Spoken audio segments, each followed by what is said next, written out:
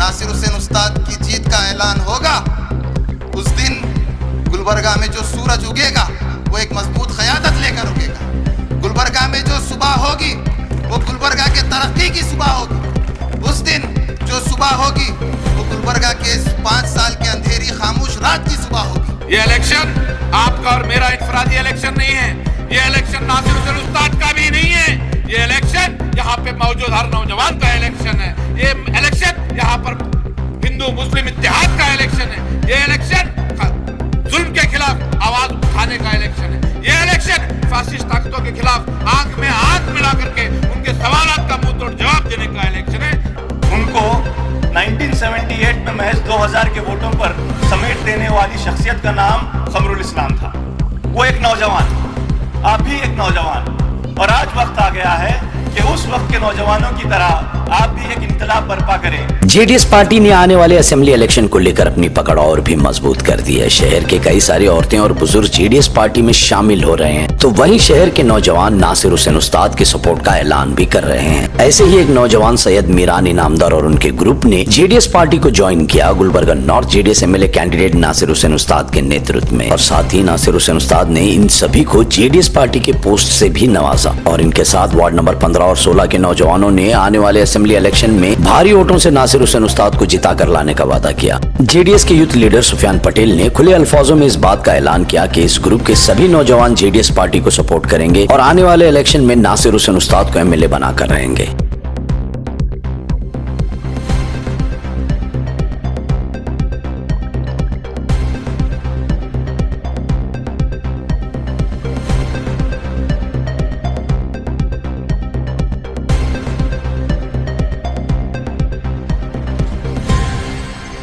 क्या हम भूल जाएं जो फिरका परस्त ताकतें हमें दबा रही थी?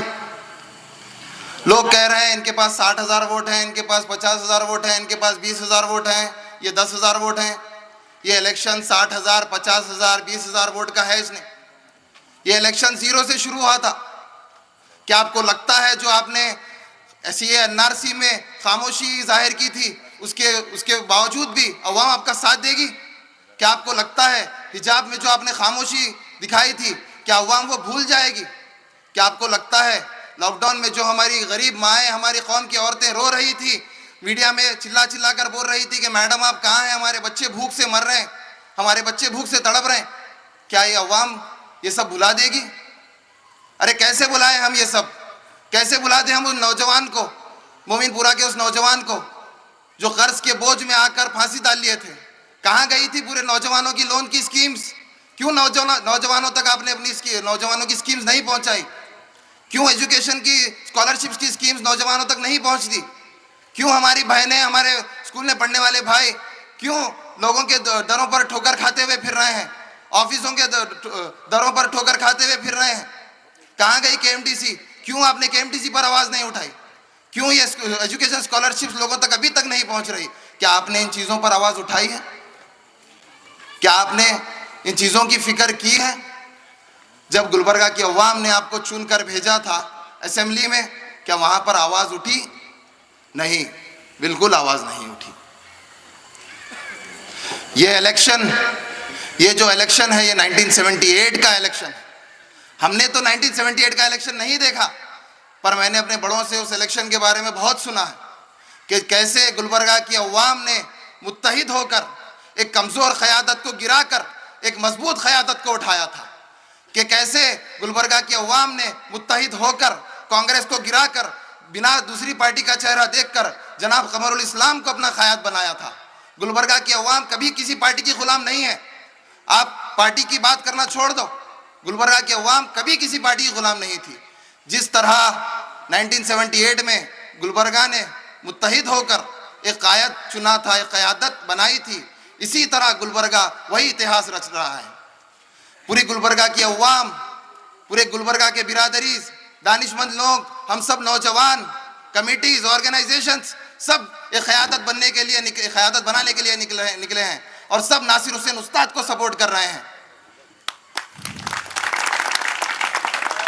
इनकलाब आएगा। हम नौजवान इख्तिलाफ नहीं चाहते, हम नौजवान इनकलाब चाहते हैं। इनकलाब आएगा, मुझसे आएगा, तुमसे आएगा, हम सब से इनकलाब आएगा इंशाअल्लाह। इलेक्शन के बाद हमारे कायद नासिर हुसैन उस्ताद ही होंगे, और जिस दिन नासिर हुसैन उस्ताद की जीत का ऐलान होगा उस दिन गुलबर्गा में जो सूरज उगेगा वो एक मजबूत क़यादत लेकर उगेगा। गुलबर्गा में जो सुबह होगी वो गुलबर्गा के तरक्की की सुबह होगी। उस दिन जो सुबह होगी वो गुलबर्गा के इस 5 साल के अंधेरी खामोश रात की सुबह होगी। 10 मई को जो इलेक्शन है उसमें 3 नंबर को दबाना है, गुलबर्गा को बचाना है। 3 नंबर को दबाना है, गुलबर्गा को बचाना है, उस्ताद को जिताना है, गुलबर्गा को बचाना है। यहाँ पर कसीर तादाद में नौजवान यहाँ पर मौजूद हैं। मैं इतना ही कहना चाहता हूँ कि ये इलेक्शन नौजवानों का इलेक्शन है। कोई भी इनकलाब नौजवानों के बगैर नहीं आया है। नौजवानों में वो जोश, वो ताकत, वो हिम्मत, वो जुर्रत होती है कि वो बेबाकी के साथ, हक का साथ, सच का साथ देते हैं। नौजवान उस बहते हुए पानी के मानिंद हैं जो सूखे बंजर जमीन को हरियाली से भर देते हैं, फसल भर देते हैं। आज जरूरत इस बात की है कि आप नौजवान इस गुलबर्गा शहर में होने वाले इस तारीखी इंतखाबात के अहम किरदार को निभाना है, अपने आप को जिम्मेदार बनाना है, अपने आप को इन 5 साला दौर इक़्तिदार में जो मामलात हुए हैं आपने उसको महसूस किया है, देखा है। सुफियान भाई ने बड़े अच्छे अंदाज में आपके बीच में बात रखी। मैं चाहता हूं कि आप इस इलेक्शन को एक चैलेंज की तरह लेंगे कि नहीं लेंगे? इस इलेक्शन को अगर आप चैलेंज की तरह लेंगे तो दुनिया की कोई ताकत हमको जीत से नहीं रोक सकती। यह मैं आपको दावे के साथ कहना चाहता हूं, दावे के साथ। हिसाब किताब की बात नहीं है, वोट बैंक की सियासत की बात नहीं है। मैं पहले इलेक्शन में लड़ा एक नई पॉलिटिकल पार्टी से जिसका वोट बैंक भी 0 था। पहले इलेक्शन में दूसरे नंबर पे आए। कमरुल इस्लाम साहब पहले इलेक्शन में एक नई पॉलिटिकल पार्टी से आए, सिटिंग एमएलए को 2000 वोट पे सीमित किए। तो वो हिसाब किताब में मत जाइए। हमको एक नया इनकलाब पैदा करना है। बस हो गई है हमको खामोशी की ये सियासत, हिकमत के नाम पर बुज़दिली की सियासत।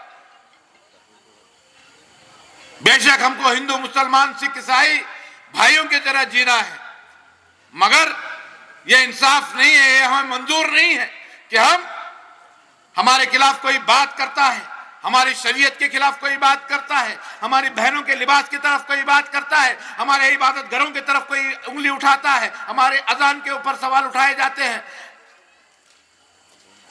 और हम खामोश बैठ करके तमाशा देखते रहे इस खौफ के साथ कि अगर हम बात करेंगे तो पोलराइजेशन हो जाएगा और बीजेपी को ताकत मिलेगी। नहीं, आज जरूरत इस बात की है कि हमें पूरा यकीन है कि हम अगर बात करेंगे तो हमारे हिंदू भाई भी समझेंगे कि ये काम बर्दाश्त करने के लिए नहीं है। हम उस मुल्क के उतने ही हिस्सेदार हैं जितने दूसरे मजहब के लोग। क्या बात है कि मुसलसल तौर पर हम पे अटैक किया जाता है। बर्दाश्त करना नहीं है, एक नई तारीख को जीना है। हमारे बुजुर्गों ने 1978 के अंदर एक नौजवान को उन्होंने मौका दिया। आज आपके हाथ में वो जिम्मेदारी है, आपको इस जिम्मेदारी को लेना है, आपको उस चैलेंज को लेना है। अगर आप ये सोच रहे हैं कि नासिर भाई ने मुझे बात नहीं की, मजहर साहब हमको लाइट लिए, नासिर भाई हमको नहीं पहचानते, तो मैं आपको बोल रहा हूं कि आपको 25-30 साल तक इस छोटी सी गलती का खामियाजा भुगतना पड़ सकता है। 25-30 साल तक।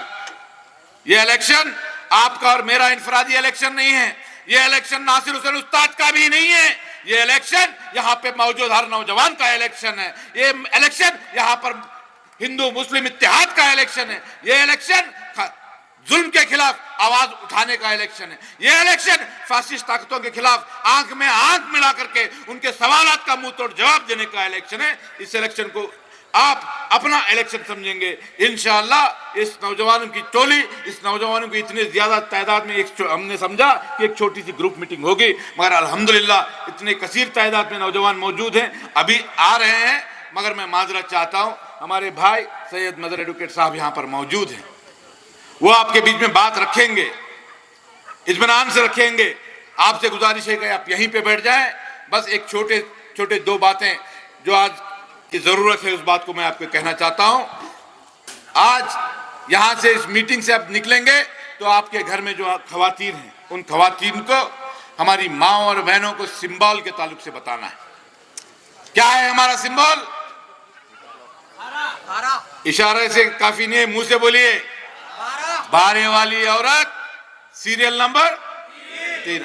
अल्हम्दुलिल्लाह आपके भाई की फोटो भी है, चेहरा भी है, हैंडसम चेहरा है, लड़ने वाला चेहरा है, 3 नंबर मुबारक है। सोचिए मत, उस पे बटन लगाइए।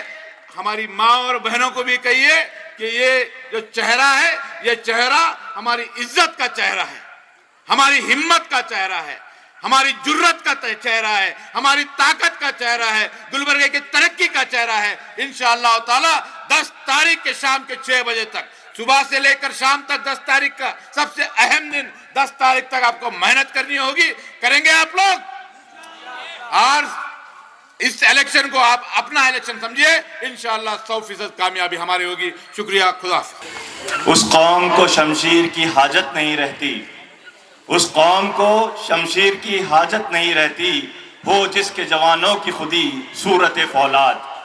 आज ये शेर से मैं अपनी बात का आगाज इसलिए कर रहा हूँ क्योंकि ये शेर आप ही के तरफ मुखातिब किया गया था। अल्लामा इकबाल जब ये शेर लिख रहे थे, उनकी जुस्तजू, उनकी सोच ये थी कि नौजवानों में जोश और वलवला पैदा करें और अपने आबाओ अजदाद, अपने असलाफ के साथ में जुड़ने का उनके अंदर सोच और फिक्र पैदा हो जाए। अल्हम्दुलिल्लाह ये शहर एक तारीखी शहर रहा है। इस शहर से एक इनकलाब बर्पा हुआ जिसका जिक्र मुजब्जब कुछ हद तक थोड़े अंदाज में सुफियान साहब ने आपके सामने रखा। फिर उसके बाद हमारे नासिर हुसैन उस्ताद साहब ने भी आपके सामने उसका जिक्र किया। 1972 के बाद गुलबर्गा शहर में 1972 में एक फसाद हुआ था। उसके बाद यहाँ पर हालात बड़े ही मुश्किल हो गए थे। दोनों कम्युनिटीज़ के बीच में बहुत ही एक गैप आ गया था, एक खला आ गया था, एक दूरी आ गई थी और हम लोग खास करके अपने आप को बड़ा ही कमज़ोर समझते थे। उस वक्त चंद नौजवान उठ खड़े हुए। आज आपके जैसे नौजवान उस वक्त एक नौजवान को उठाकर एक ऐसे मुकाम पर लाकर खड़ा कर दिए कि उन्होंने मोहम्मद अली साहब को, जो कि उस वक्त के चीफ मिनिस्टरियल कैंडिडेट थे और यहाँ के एक बहुत ही कद्दावर मुस्लिम कायद की हैसियत से माने जाने जाते थे, उनके बारे में ये कहा जाता था कि अगर वो किसी एक मामूली से पेपर पे भी किसी का नाम लिख कर दे दें तो उसको नौकरियां हो जाती थी KSRTC में। वो ऐसी कद्दावर शख्सियत जिसके बारे में ऐसा माना जाता था, उनको 1978 में महज 2000 के वोटों पर समेट देने वाली शख्सियत का नाम खमरुल इस्लाम था। वो एक नौजवान, आप भी एक नौजवान, और आज वक्त आ गया है कि उस वक्त के नौजवानों की तरह आप भी एक इनकलाब बर्पा करें, क्योंकि हालात आपके सामने आज भी दुश्वार हैं, आज भी परेशान करने वाले हैं। आज हमारे नौजवानों को कहीं पर बेरोजगार किया जा रहा है, कहीं पर अगर नौकरियां कर भी रहे हैं तो उनको डर और खौफ के माहौल में जीना पड़ रहा है कि कहीं कुछ ना हो जाए, हमारे आसपास रहने वाले लोग हम ही को कोई परेशानी के हालात में ना मुब्तला कर दें, कोई परेशानी के हालात हमारे लिए ना पैदा कर दें। ऐसे डर और खौफ के माहौल को निकालना आज बहुत ज़रूरी है। और जब कभी भी ऐसे हालात पैदा होते हैं जहां पर डर और खौफ के अपने अंदर, अपने मिजाज में कमजोरियां पैदा करने वाली ऐसी सोच पैदा हो जाती है, तो ऐसे हालात में एक मजबूत लीडर को लाना बहुत ज़रूरी हो जाता है। आपके कौम में, आपके आपकी कम्युनिटी में जहां जहां पर भी जब भी कोई कौम अपने आप को कमजोर महसूस करती है तो अपने नुमाइंदों को, अपने कम्युनिटी के लीडर्स को देखती है। लिंगायत कम्युनिटी अपने लीडर को चुनती है, कुर्बा कम्युनिटी अपने लीडर को चुनती है। येदियुरप्पा साहब लिंगायत के सबसे बड़े कद्दावर लीडर, कुर्बा कम्युनिटी के सबसे बड़े कद्दावर लीडर सिद्धरामैया साहब। ऐसे लीडर्स हर कम्युनिटी में रहते हैं, लेकिन क्या बात है कि पार्टियां मुस्लिम लीडर्स को आगे बढ़ने का मौका नहीं देना चाहती, आगे बढ़ने से उन्हें रोकती है। आज यही हालात है। गुलबर्गा शहर में गुज़िश्ता 5 सालों में जो हालात, जो परेशानियां गुजरी हैं, वो मुश्किलों को, वो परेशानियों को अगर देखा जाए, जैसे कि अलंत का मसला हुआ, CAA-NRC का 1.5 लाख का मजमा जब निकला था नगरेश्वर स्कूल से, आपके जैसे नौजवान उसके अंदर कसीर तादाद में थे और नासिर हुसैन उस्ताद साहब को एक लीडर की हैसियत से आगे बढ़ाने का आप लोगों ने काम किया था।